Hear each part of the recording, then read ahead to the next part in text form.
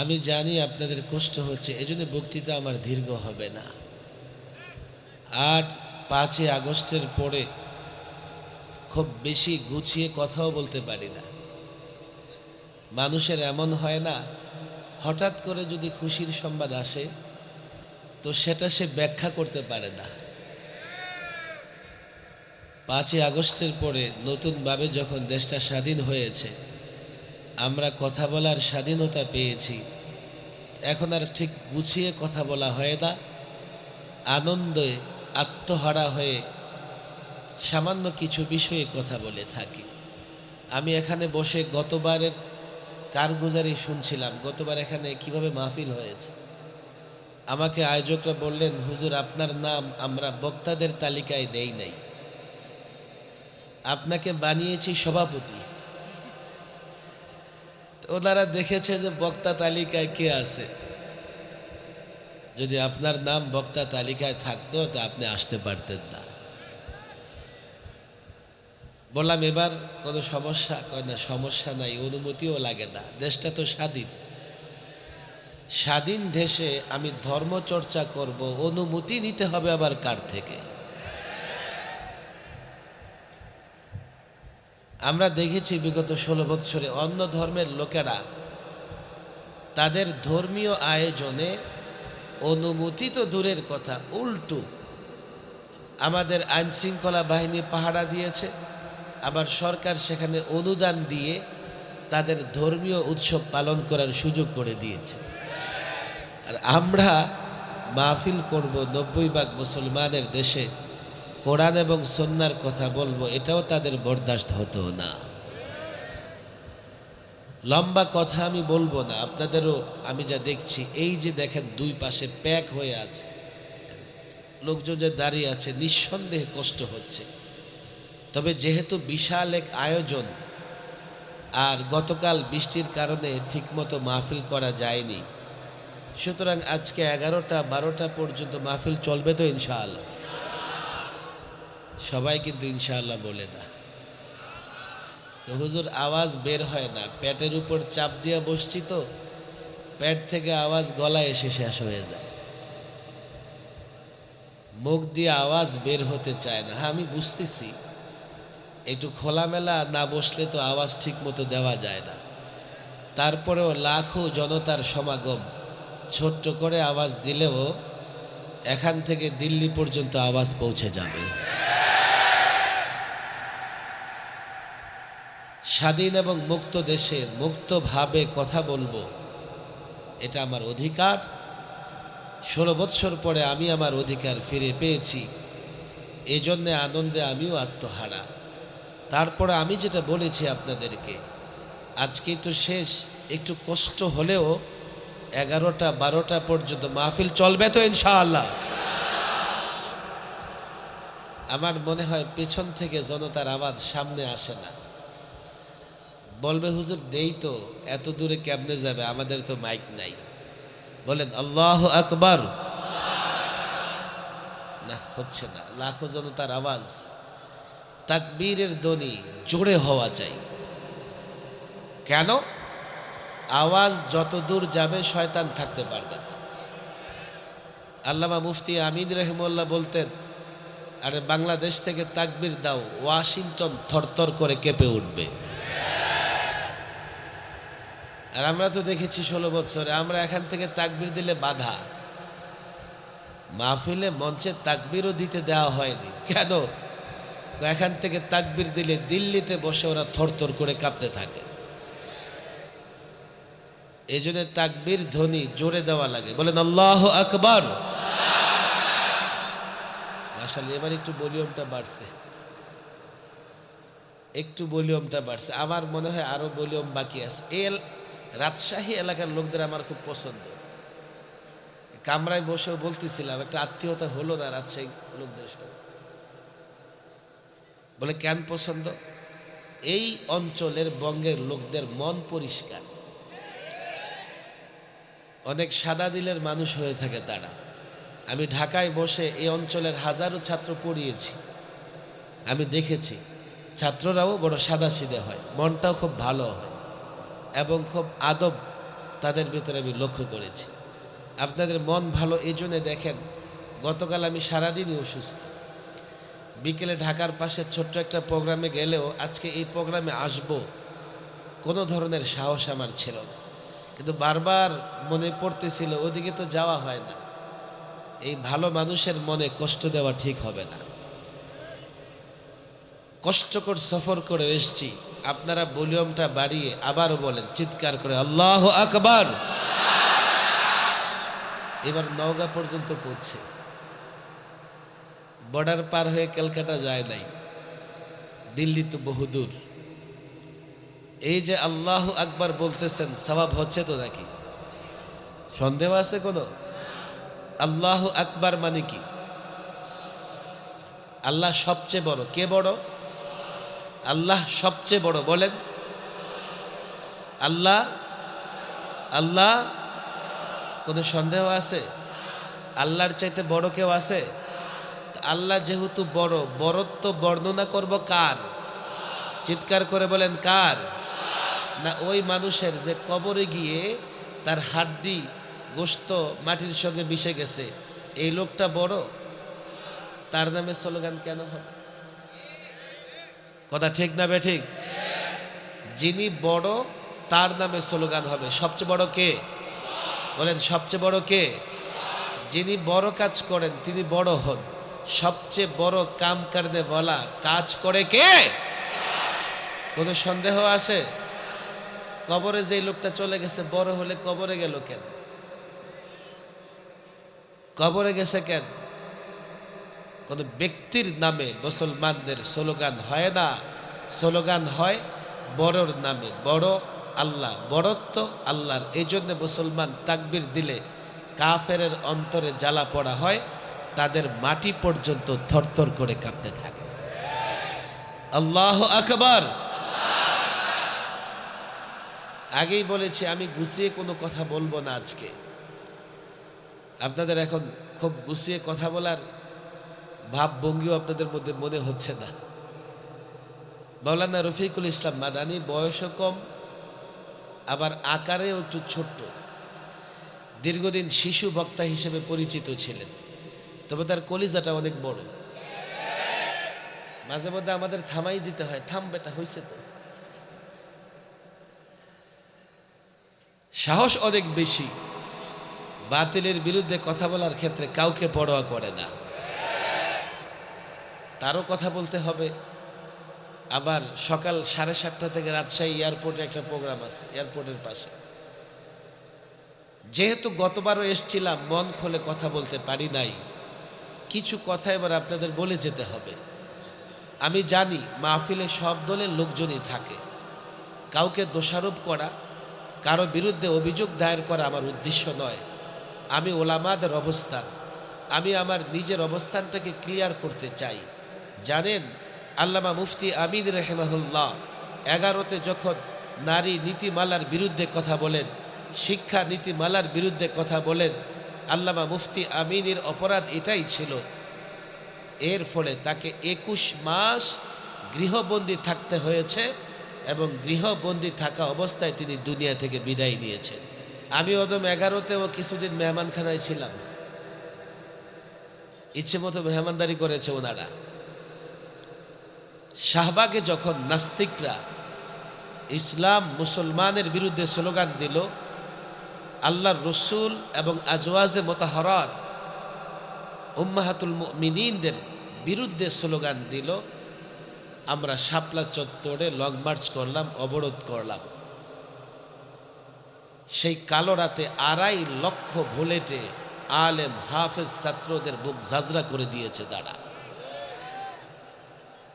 এরপরে আবার আমার কিছুদিন 13-14 সরকারি মেহমানখানায় থাকার সুযোগ হলো।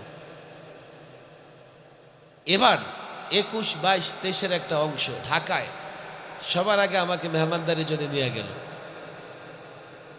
2.5 মাস আমি রিমান্ডে ছিলাম। আমাদের বিরুদ্ধে এই জাতির কাছে নানা কুৎসা রটনা করা হয়েছে। হঠাৎ একদিন আমাকে এক ডিবি অফিসার পত্রিকার হেডলাইন দেখায়, দেখেন আপনাদের বিরুদ্ধে অভিযোগ, আপনাদের পকেটে শত শত কোটি টাকা। কি করেছে তখন? আমার 14 গোষ্ঠীর অ্যাকাউন্ট তারা তালাশ করেছে। 14 গোষ্ঠীর অ্যাকাউন্ট তালাশ করেও কোথাও 1 টাকার দুর্নীতি খুঁজে পায় নাই। জাতির সামনে ওলামাদের হ্যায় প্রতিপন্ন করবার জন্যে এমন কোন কাজ এই শয়তানের গোষ্ঠী করে নাই, ছাড়ে নাই। কারণ তারা ভালো করে জানে, শয়তান ভালো করে জানে, জাতিকে বেঈমান বানাতে হলে তাদেরকে আলেম থেকে দূরে সরিয়ে দাও। আমাদের দেশের সাধারণ মানুষ কোরআন হাদিস পড়তে পারে না, আলেম দেখে দেখে ইসলাম বুঝার চেষ্টা করে।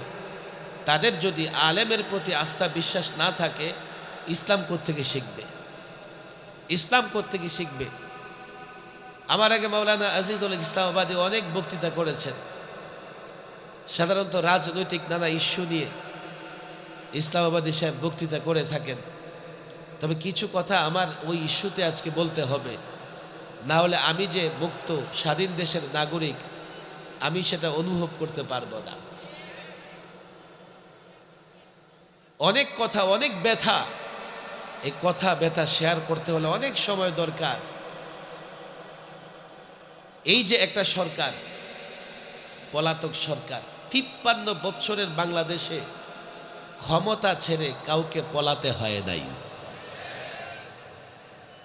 তাকে কেন পালাতে হয়েছে? আমি 2টা কারণের কথা বলি, প্রায় আপনারা জানেন এগুলো। 1 নাম্বার কারণ হলো 16 বছরে তারা বাংলাদেশের টাকা সবচাইতে বেশি লুট করেছে।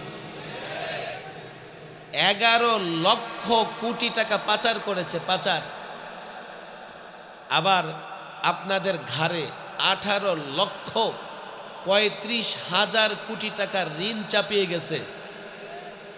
আজকে যে শিশু জন্ম নেবে তার মাথায় 1.5 লাখ টাকার ঋণ,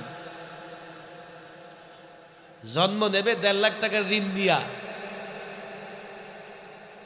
তারা এতটা দুর্নীতি কেন করেছে? তারা মনে করেছে কোনোদিন আমাদের বিচার হবে না।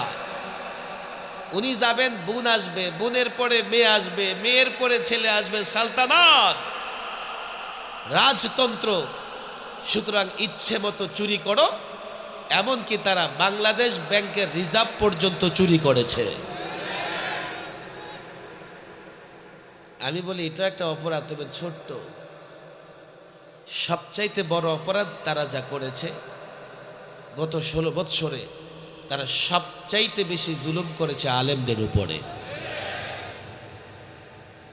কতটা জুলুম করেছে আপনারা কিন্তু জানেন না। মাওলানা গুনুবি বক্তৃতা করেছেন, ইসলামাবাদী বক্তৃতা করেছেন। আমরা একটু রাজনৈতিকভাবে ফেমাস, পরিচিত বলে আমাদের গায়ে হাত তুলে দেয়। মাওলানা গুনুবিকে জেলখানার ভেতরে টর্চার করা হয়েছে, পেটানো হয়েছে।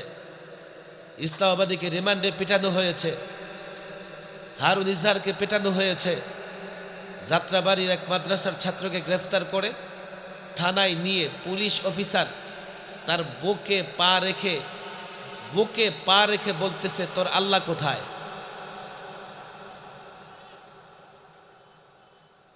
সবচাইতে জুলুম করেছে আলেমদের উপরে। বলবেন জেলখানায় বন্দি করেছে, আর কি করেছে? না,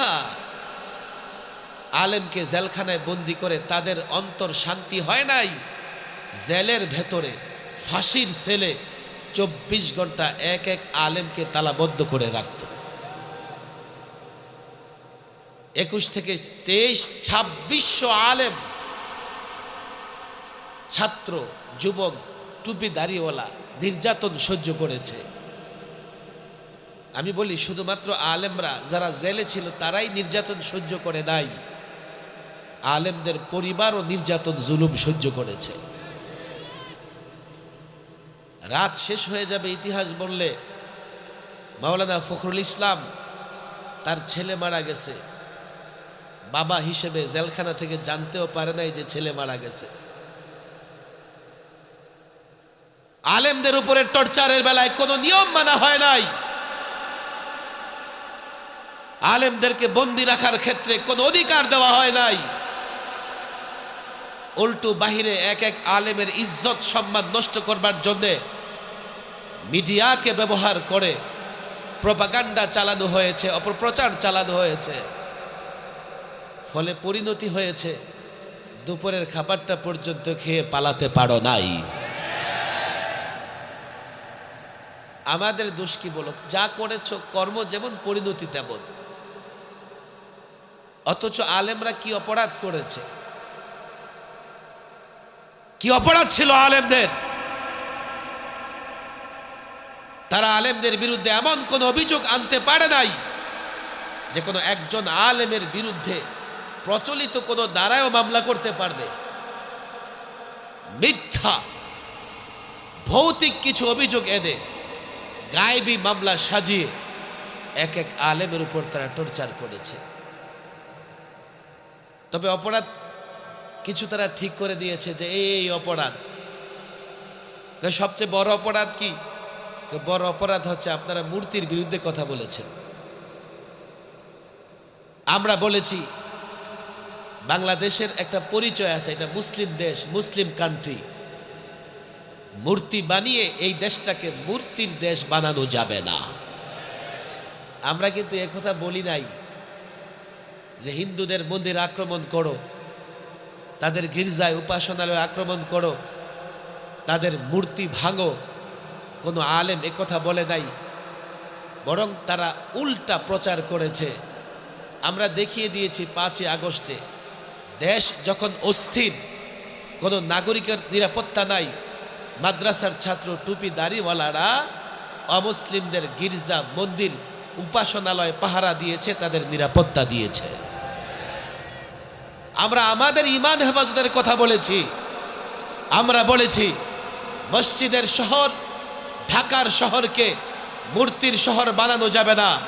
তারা ঢাকার মোড়ে মোড়ে অলিতে গলিতে ঢাকা ইউনিভার্সিটির ভেতরে 360 মূর্তি স্থাপন করেছে। আমার ঈমান, আমার যুবকের ঈমান, আমার ছাত্রের ঈমান হেফাজতের জন্যে আলেম হিসেবে আমার দায়িত্ব ছিল যে বাংলাদেশের শহর রাষ্ট্রগুলোকে মূর্তির দেশে পরিণত করে মুসলমানের ঈমান ধ্বংসের ষড়যন্ত্র করা যাবে না। এটা কি আমাদের অপরাধ? আমরা আরেকটা অপরাধ করেছি তাদের দৃষ্টিকোণ থেকে। নরেন্দ্র মোদী, কসাই মোদী আসবে, আমরা বললাম তাকে স্বাগত জানাতে পারবো না। বলে কি কেন পারবেন না? রাষ্ট্রীয় অতিথি, রাষ্ট্রীয় প্রোগ্রামে আসবে আমাদের প্রতিবেশী রাষ্ট্রের প্রধানমন্ত্রী। আমি বললাম আমরা পারবো না, আমরা শান্তিকামী। আমি যখন তার দিকে তাকাই তো আমি দেখি তার দাঁতে এবং হাতে গুজরাটের নিরীহ মুসলমানদের রক্ত লেগে আছে।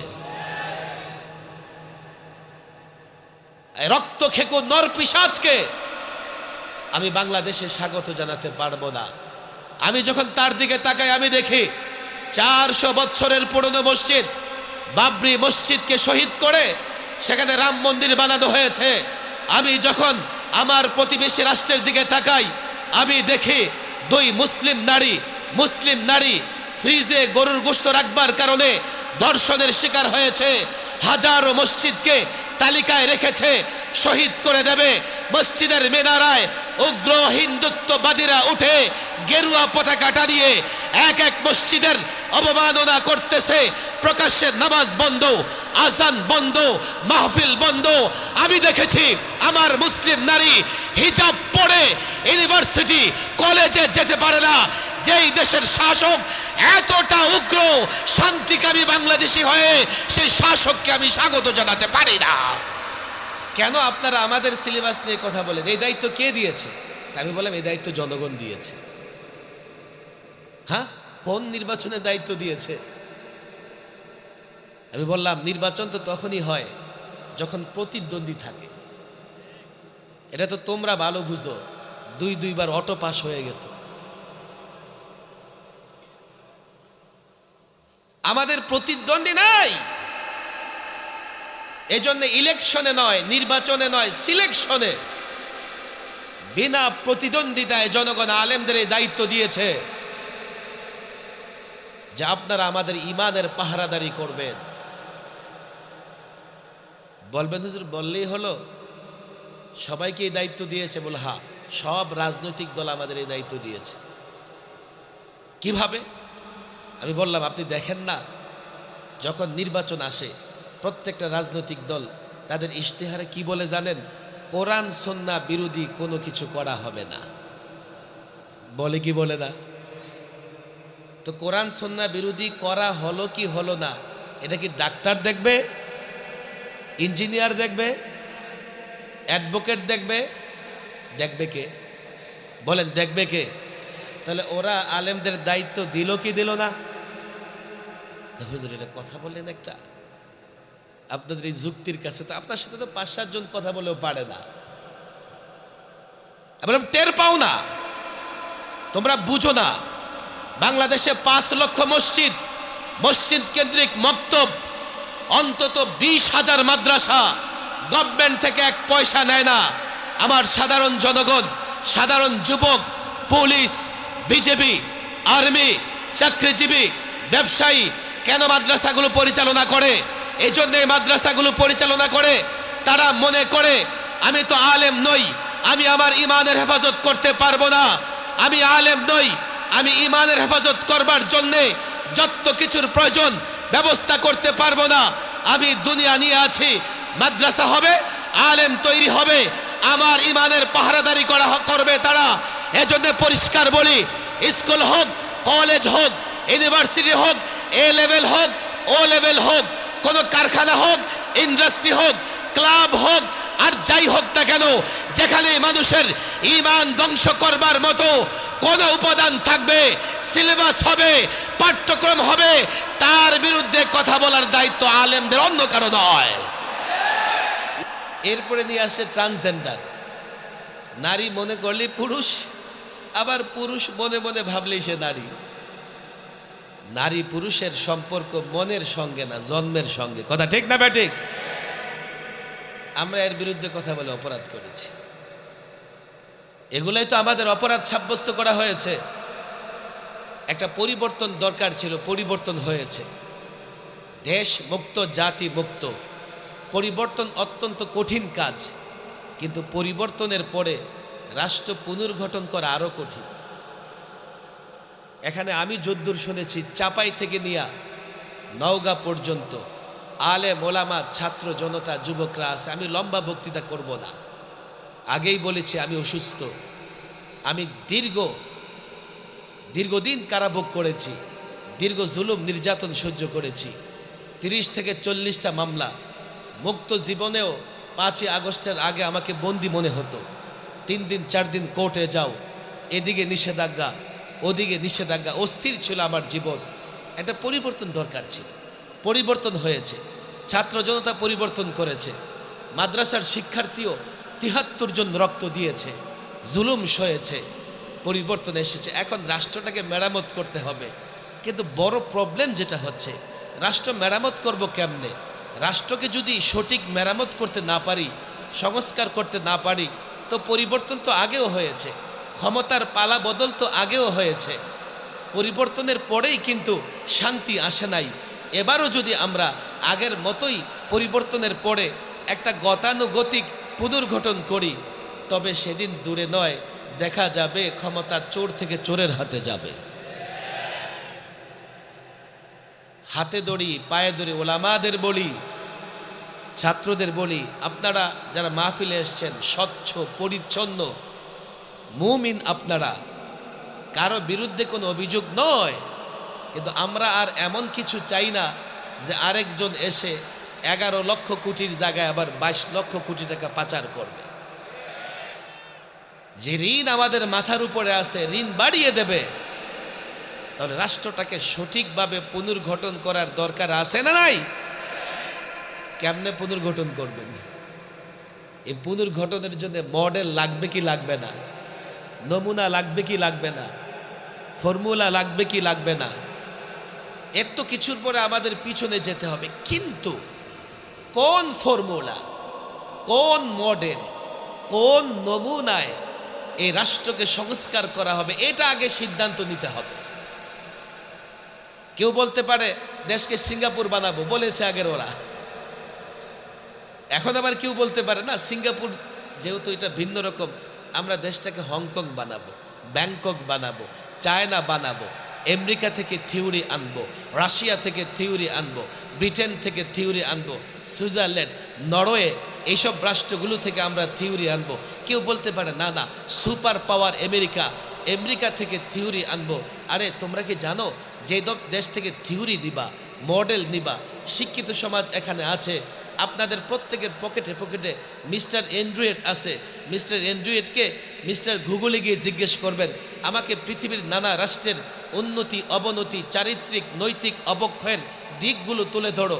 আল্লাহর কসম করে বলি, কেউ শিক্ষিত এখানে থাকলে আমার চ্যালেঞ্জের জবাব দেবেন, পৃথিবীর কোন রাষ্ট্রে কতটা শান্তি আছে। উন্নত রাষ্ট্রগুলোতে সুপার পাওয়ার বটে, বিল্ডিং বড় উঠেছে, তথ্য প্রযুক্তির উন্নতি ঘটেছে, নানা রকমের বিষয়ে অস্ত্র শস্ত্র থেকে শুরু করে সব কিছুতে তারা উন্নতি করেছে, কিন্তু মানুষের মতো জীবন যাপন করা তারা শিখতে পারে নাই। ওইসব দেশে অশান্তির আগুন ঘর থেকে নিরাষ্ট সর্বত্র, পারিবারিক জীবন নাই, পশুত্বের জীবন যাপন করতেছে, সামাজিক জীবন যাপন নাই, হায়নাদের মতো তারা জীবন যাপন করতেছে। তবে একটা ফর্মুলা মুসলমানদের কাছে আছে, যে ফর্মুলা, যে মডেল মানলে বাংলাদেশ শান্তির দেশে পরিণত হতে পারে, সেটা হচ্ছে রসুলুল্লাহর সুন্নাহ, রসুলুল্লাহর আদর্শ। কথা ঠিক না বেঠিক? আপনাদের কোনো সন্দেহ আছে? সন্দেহ আছে? প্রশ্ন আছে? প্রশ্ন থাকতে হবে। যদি প্রশ্ন না থাকে, ওই এখান থেকে বের হইয়া আবার ভুলে যাবেন। প্রশ্ন হতে পারে, হুজুর ১৫০০ বৎসর পরে রসুলুল্লাহর আদর্শ দিয়ে কি রাষ্ট্র চালানো যাবে? এই প্রশ্ন আপনাদের ভিতরে না থাকলেও শিক্ষিত সমাজের ভেতরে আছে। প্রতিনিয়ত সামাজিক যোগাযোগ মাধ্যম, ব্লগে, মিডিয়ায় আমাদের যুবকদের বোঝানো হচ্ছে যে এটা আধুনিক, এটা একটা ডিজিটাল যুগ, এটা একটা প্রযুক্তির যুগ, এটা একটা উন্নতির যুগ। এই যুগে ১৫০০ বৎসরের আগে যে ইসলাম এসছে তা চলে না।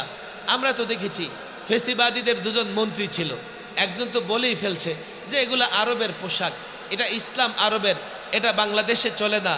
এখন তারা সরকারি মেহমানখানায় মেহমানদারি গ্রহণ করতেছে। আপনারা বলবেন হুজুর বরাবর ওরা আপনাদেরকে ধরেছে, আপনারা তাদেরকে ধরেছেন। কখনো নয়। আমাদেরকে যখন বুলেট প্রুফ জ্যাকেট পরিয়ে, মাথায় হেলমেট পরিয়ে, পায়ে হাতে কড়া লাগিয়ে, ডান্ডা বেরি লাগিয়ে আদালতে তুলেছে, আমরা আমাদের চশমার ফাঁক দিয়ে দেখেছি মানুষের চোখ দিয়ে টপ টপ করে পানি পড়েছে, চিৎকার করেছে, আরে আলেমদের সঙ্গে কি আচরণ করা হচ্ছে। আর তারা যখন এখন এই অবস্থায় কোর্টে যায়, মানুষ তাদেরকে পচা ডিম মারে। কখনোই দুটা বিষয় এক নয়। রসুলুল্লাহর আদর্শ ছাড়া বাংলাদেশ মেরামত করা যাবে না। আমি দায়িত্ব নিয়ে বলি,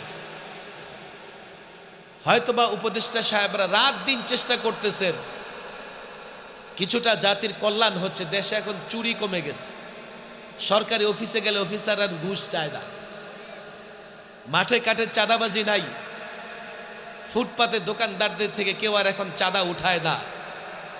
আইন কড়াকড়ি হলে, শাসক সৎ হলে এমন কিছু উন্নতি তো হবেই, কিন্তু চূড়ান্ত উন্নতি হবে না।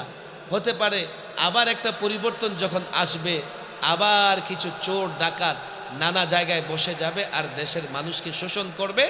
কেননা ফর্মুলা পুরনো, সিস্টেম পুরনো, পুরনো সিস্টেমে জাতির মানুষের অধিকার আদায় করা যাবে না। তাহলে হুজুর আপনারা কি করবেন? এই জন্যে আমি হাতে ধরে পায়ে ধরে আপনাদের বলি, দেখেন আমার বলার অধিকার খুব বেশি নাই আপনাদের উপরে, ওলামা একরাম এখানে আছে, আমি তাদের হাতে ধরে পায়ে ধরে বলে যাই, দেখেন এই পরিবর্তন দরকার ছিল, আমরা পরিবর্তনের পরে মুক্ত হয়েছি, তবে আরেকটা চূড়ান্ত পরিবর্তন লাগবে। চূড়ান্ত পরিবর্তন কি হবে? এই পরিবর্তনের টার্গেট ছিল, শুরুটা ছিল এমন যে এই যে বৈষম্য, কোটা করে যে বৈষম্য করা হয়েছে, কোটা প্রথাকে বাতিল করা হোক। সর্বশেষ এই আন্দোলনে রাষ্ট্রের রাজনীতিতে যে বৈষম্য ছিল সেটাও দূর হয়েছে। এখন চেষ্টা করতেছেন সব জায়গা থেকে বৈষম্য দূর করবেন। বৈষম্য দূর হয়ে গেলে, কোটা প্রথা বাতিল হয়ে গেলে সব যুবকরা চাকরি পাবে না, বাংলাদেশের সব যুবক ছাত্র চাকরি পাবে না, কিছু মানুষ চাকরি পাবে। চাকরি পাওয়ার পরে দুনিয়া আখরাত কল্যাণময় হবে? কোনো দিন না। যতদিন চাকরি করবে দুনিয়া কল্যাণময় হবে। দুনিয়া তো সামান্য কয়দিনের, মরতে তো হবে। পরকালের মুক্তি দরকার, পরকালের কল্যাণ দরকার। সেটা আমরা কিভাবে করব? সেটা কিভাবে করব?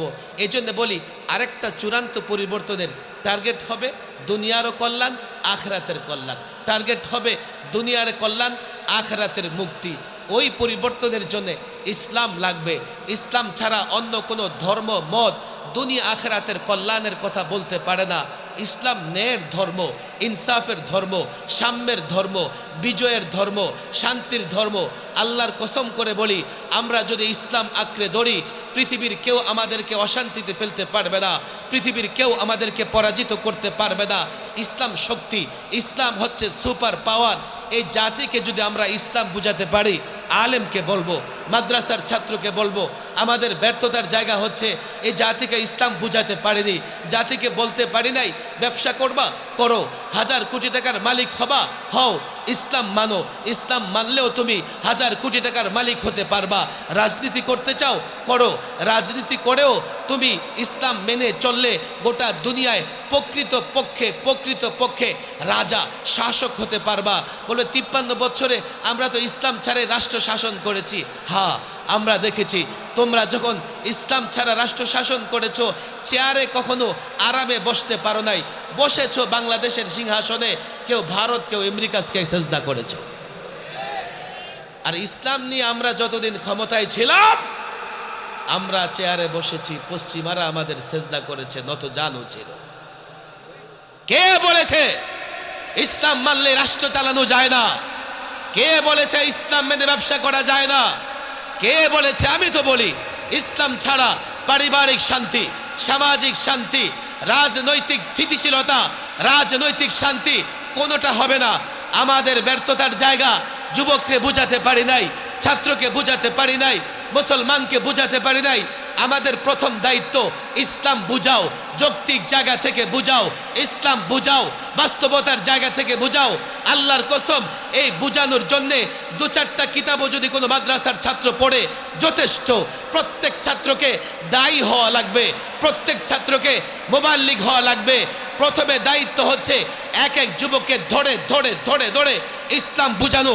আমরা যখন তাদেরকে ইসলাম বুঝাতে পারবো, এরপরে যখন বলবো আরেকটা পরিবর্তন চাই, যেই পরিবর্তনের পরে ইসলাম আসবে, ইসলাম কায়েম করব, ইসলাম প্রতিষ্ঠা করব। আল্লাহর কসম, বিনা রক্তপাতে, বিনা স্লোগানে, বিনা মিছিলে আরেকটা বিপ্লব হবে, আরেকটা অভ্যুত্থান হবে, আরেকটা পরিবর্তন হবে। সেই পরিবর্তনের পরে ইসলাম আসবে। যখন ইসলাম আসার জন্যে আমরা পরিবর্তন করব, রাষ্ট্র সংস্কার, রাষ্ট্র পুনর্গঠনের দায়িত্ব কারা পাবে? যারা ইসলাম জানে। রাষ্ট্র পুনর্গঠনের দায়িত্ব কারা পাবে? যারা রসুলকে মহব্বত করে। রাষ্ট্র পুনর্গঠনের দায়িত্ব কারা পাবে? যারা কোরআনের বিধিবিধান জানে। রাষ্ট্র পরিবর্তনের দায়িত্ব কারা পাবে? যারা মদিনাওয়ালার দিকে তাকায়, আমেরিকা ভারতের দিকে নয়। আল্লাহর কসম করে বলি, ও যুবক, ছাত্র জনতা, আমি জানি না কখন আমার লাশ ডাস্টবিনে পড়ে থাকে। আমি জানতেও চাই না কোথায় আমি শহীদ হই, কোথায় মৃত্যুবরণ করি। একটা তোমাদের কাছে জানতে চাই, চূড়ান্ত পরিবর্তনের পরে চূড়ান্তভাবে রাষ্ট্র যদি পুনর্গঠন করতে পারো, আমি গ্যারান্টি দেই, আমি দায়িত্ব নিয়ে বলে যাই, সেই রাষ্ট্রে দেশের টাকা লুট করবার কোনো সুযোগ থাকবে না। চূড়ান্ত পরিবর্তনের পরে আমি গ্যারান্টি নিয়ে বলে যাই, দায়িত্ব নিয়ে বলে যাই, এটা আমার মৌখিক বিষয় নয়। ইতিহাস দেখো, তোমাদের পূর্বপুরুষ মুসলিম শাসকরা 1000 বছর গোটা দুনিয়া শাসন করেছে। আজকে ইউরোপ দেখে পাগল হয়ে যাও। স্পেন, ইউরোপ 782 বছর মুসলমান শাসন করেছে। এই মুসলমান যদি ইউরোপ শাসন না করত, এখনো ইউরোপের লোকজন জঙ্গলে বসবাস করত, পাহাড়ের গর্তে বসবাস করত। আমরা ইসলাম দিয়ে আজকে ভারত থেকে হুমকি দেওয়া হয়, ধমকি দেওয়া হয়। আমি তো বলি, ইতিহাস জানো, ইতিহাস বুঝবার চেষ্টা করো। শুধুমাত্র মোগলরা 400 বছর ভারত শাসন করেছে। আজও যদি আমি ভারতের দিকে তাকাই, আমি দেখতে পাই লাল কেল্লা মুসলমানদের স্থাপনা, কুতুব মিনার মুসলমানদের স্থাপনা। এগুলো সব মুসলমানদের। ভারতের পড়তে পড়তে রাস্তাঘাটে মুসলমানদের নিদর্শন রয়েছে। ইসলাম দিয়ে তুমি গোটা দুনিয়া শাসন করেছো। কে বলেছে ইসলাম দিয়ে 56,000 বাংলাদেশ, 56,000 বর্গমাইলের বাংলাদেশ শাসন করবে না? আমি তো বলি, তখন যদি যোগ্য ইসলাম প্রেমিকরা রাষ্ট্র পুনর্গঠন করে, আল্লাহর কসম করে বলি, আল্লাহর নবীকে নিয়ে কটূক্তি করবে এমন কুলাঙ্গার দেশের মাটিতে পা রাখতে পারবে না, পারবে না। আমি চ্যালেঞ্জ করে বলি, পরিবর্তন চূড়ান্ত বাকি আছে। আল্লামা মুফতি আমিন রহিমাহুল্লাহ ছাত্রদের নিয়ে খুব স্বপ্ন দেখতেন। আমরা বুঝতে পারতাম না, হুজুর ছাত্রদের এত মহব্বত কেন করেন? 5ই আগস্টে ছাত্র দেখাই দিছে, অনেক নেতা বিক্রি হয় কিন্তু ছাত্র বিক্রি হয় না। আমি ছাত্রদের বলি, তোমাদের কাছে আরেকটা প্রত্যাশা আমার, আরেকটা পরিবর্তন, পরিবর্তনের পরে আরেকটা পূর্ণ সংস্কার, পূর্ণ পুনর্গঠন করো। যদি করতে পারো, আমাদের রাষ্ট্র এতটাই মেরামত হবে, শেয়ার বাজার লুট তো দূরের কথা, বাংলাদেশের শেয়ার বাজার পর্যন্ত লুট হয়ে গেছে। মতিঝিলে যুবক গায়ে কেরোসিন দিয়া আত্মহত্যা করবার চেষ্টা করছে। ওই শেয়ার বাজারে বিনিয়োগ করে হুজুর সর্বস্ব শেষ করে ফেলছি, সব শেষ করে ফেলছি। নারী নির্যাতন, সংখ্যালঘু নির্যাতন। আমি তো সংখ্যালঘু হিন্দু সম্প্রদায়ের ভাইদের বলি, তোমাদের কারা ভুল বুঝে আমরা জানি না, তোমরা একটু চিন্তা করে দেখো, আলেম ওলামাদের হাতে তোমরা পৃথিবীর যে কোনো জায়গা থেকে, যে কোনো রাষ্ট্র থেকে নিরাপদ। ইসলাম এই বিধান দেয় নাই যে জোর করে কাউকে মুসলমান বানাইতে হবে। ইসলামী রাষ্ট্রে তোমরা সবচাইতে নিরাপদ। ইসলামী রাষ্ট্রে তোমাদের নিরাপত্তার বিষয়টা সর্বাগ্রে খেয়াল রাখা হবে। 5ই আগস্টে তোমরা দেখেছো, শুধু তাই না, বাংলাদেশে আমরা বারবার দেখিয়েছি সংখ্যালঘুদের উপর আক্রমণ, তাদের বাড়িঘর ভাঙচুর, তাদের জমি দখলের সঙ্গে একজন আলেম জড়িত নয়, একজন ধর্মপ্রাণ মুসলমানও জড়িত নয়। আপনি বলবেন, আপনি এটা কেমনে বলেন? আরে সংখ্যালঘুদের উপরে আক্রমণ হওয়ার পরে মামলা হয়, চার্জশিট হয়, এমন অনেক মামলা, অনেক চার্জশিট আমরা দেখেছি। চূড়ান্ত প্রতিবেদনে রাজনৈতিক দলের নেতা, এলাকার মোড়ল, মাতব্বরদের নাম আছে, কোনো আলেম মাদ্রাসার ছাত্রের নাম নাই। কেন না? ওই আক্রমণের সঙ্গে কোনো আলেম মাদ্রাসার ছাত্র, টুপি দাড়িওয়ালারা জড়িত নয়। পরিষ্কার বলি, জাতিকে ইসলাম বুঝাও। আলেমদের বলে আল্লাহর কাছে জবাব দিতে পারবো না। এই জাতির ঘরে ঘরে যদি ইসলাম, পূর্ণাঙ্গ ইসলাম তুলে ধরতে না পারি, কোনো আলেম আল্লাহর কাছে জবাব দিতে পারবে না। আমরা আলেম হয়েছি, মাদ্রাসায় পড়ানো পেশা নয়, ইমামতি আমাদের পেশা নয়, এগুলো সব আমাদের দাওয়াতি কাজের অংশ। একজন যুবক যদি বাংলাদেশে এমন থাকে, তার এলাকায় আলেম আছে, অথচ তার কাছে ইসলাম সঠিকভাবে পৌঁছে নাই, সে আলেম আল্লাহর কাছে জবাব দিতে পারবে না। যদি এই জাতিকে ইসলাম বুঝানো যায়, পরিবর্তন সুন্দর হবে, কোনো রক্তপাত হবে না। শুধু আপনাদের মতো এই জাতির লোকেরা জায়গায় জায়গায় বসে জানিয়ে দেবে যে আমরা চাই শান্তি এবং শৃঙ্খলা রক্ষা, ইসলাম, ইসলাম ছাড়া মানব না, ইসলামের বিরুদ্ধে আওয়াজ তুলবে এমন কাউকে এই ভূখণ্ডে খুঁজে পাওয়া যাবে না। এজন্য আরেকটা পরিবর্তনের জন্য আমি ছাত্র সমাজ, যুব সমাজকে বলি, তোমরা গ্রান্টি চাও, কর্মসংস্থান চাও, দুর্নীতি বন্ধ চাও। অনেক দেখেছি দুর্নীতির বিরুদ্ধে স্লোগান, দুর্নীতি দমনের জন্য দুদক করা হয়েছে, সেই দুদকে বসে বসেও তারা দুর্নীতি করে। নারী নির্যাতনের জন্য কত কিছু করা হয়েছে, নারী নির্যাতন বন্ধের জন্য। যারা নারী নির্যাতন বন্ধ করবে, নারীদের সুরক্ষা দেবে, ইউপি চেয়ারম্যান মেম্বার, তাদের হাতেও নারী ধর্ষিতা হয়। কি বন্ধ করবে তোমরা?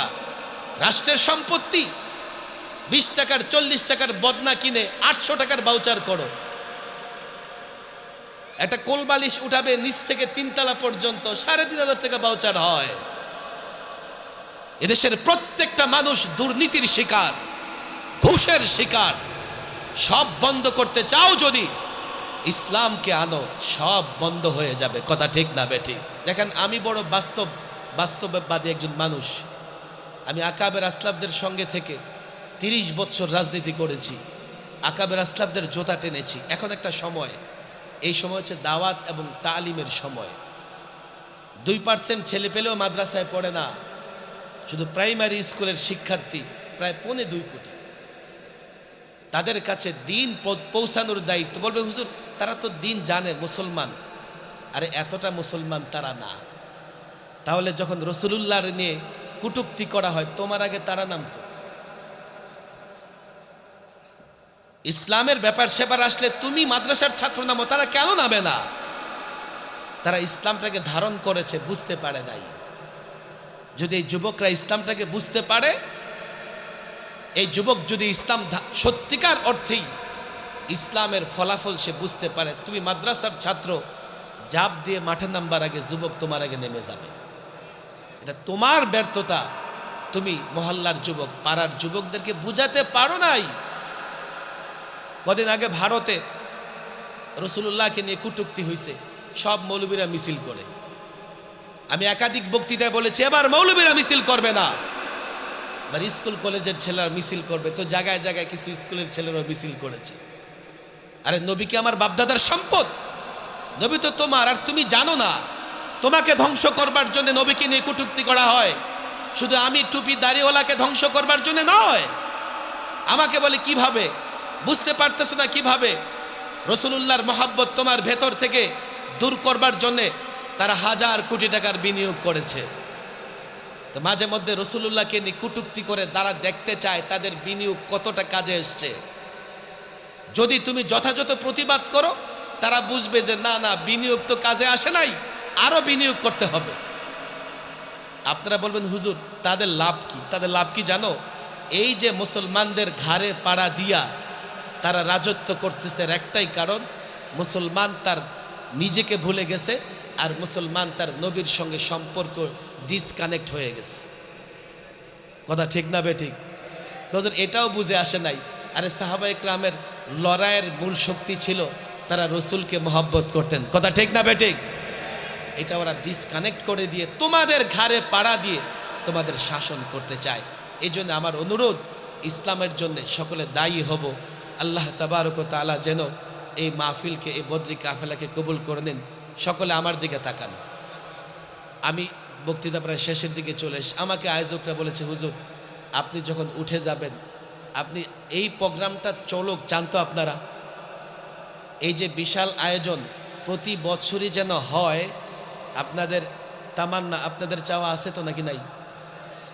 আপনার এবার খুব বেশি কষ্ট হইতেছে, বেশি কষ্ট হচ্ছে। মানে আগামীতে না আসার ওয়াদা করতেছেন নাকি? আসবেন তো ইনশাআল্লাহ? এই প্রোগ্রাম প্রত্যেক বছর হন, আপনারা চান তো ইনশাআল্লাহ?